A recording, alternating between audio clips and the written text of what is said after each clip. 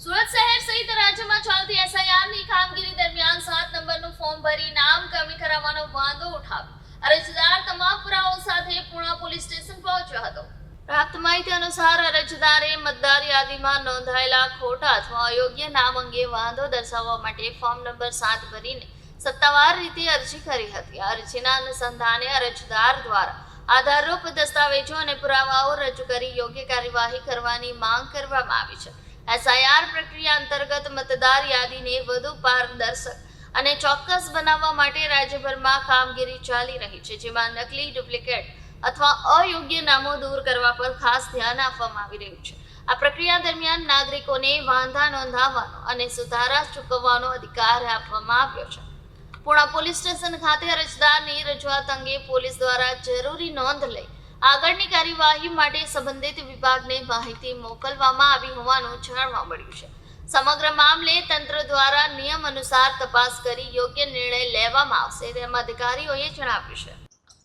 162 કરંજ વિધાનસભા વિસ્તારમાં આવેલ સંજયનગર રાજીવનગરના સ્થાનિક આગેવાન અમારા શરીફભાઈ, ફિરોજભાઈ, લખનભાઈ, વાજીદભાઈ અને તમામ સ્થાનિક વડીલો તેમજ ઉમાશંકર મિશ્રાજ અને શાન ખાનની સાથે અમે અહીંયા પૂર્ણા પોલીસ સ્ટેશન ખાતે એક રજૂઆત કરવા આવ્યા છે।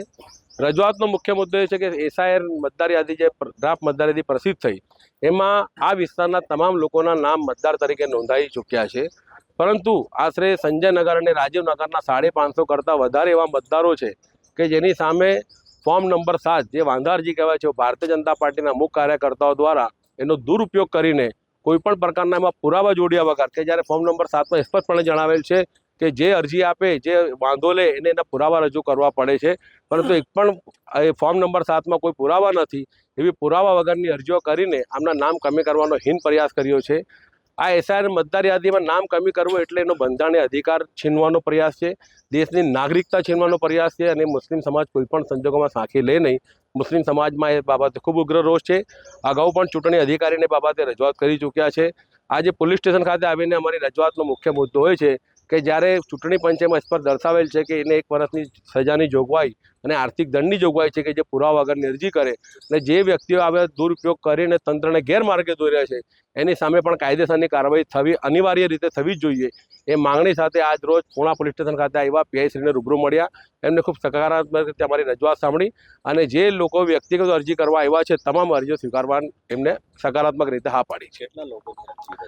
સંજયનગરના આશરે 450 જેટલા મતદારો છે અને રાજીવનગરના આટલે 100 કરતાં વધારે મતદારો છે, એટલે 550 થી 600 મતદારોની આ સંખ્યા છે ને એ પણ માત્ર મુસ્લિમ સમાજ મતના મતદારો છે। એટલે ભારતીય જનતા પાર્ટીએ એના મુસ્લિમો પ્રત્યેનો રાગ દ્વેષ એ પ્રસ્થાપિત કર્યો છે અને મુસ્લિમો પ્રત્યે એમની કેટલી કટ્ટર વિરોધી માનસિકતા ધરાવે છે એ પ્રસ્થાપિત કર્યું છે। જો મતદાર યાદીમાં નામો નહીં આવશે તો આપણા તરફથી પગલાં શું લેવું? આ અરજી આપવાનું મેઇન કારણ જ આ છે કે 19 ફેબ્રુઆરી જ્યારે મતદાર યાદી પ્રસિદ્ધ થાય ને જે હયાત મતદારો છે સ્થળ પર છે એનું નામ કમી થાય તો અમે ચૂંટણી પંચ સામે પણ કાયદાકીય રીતે લડશું અને રોડ પર અહિંસાના અને સત્યના માર્ગે ચોક્કસ લડશું।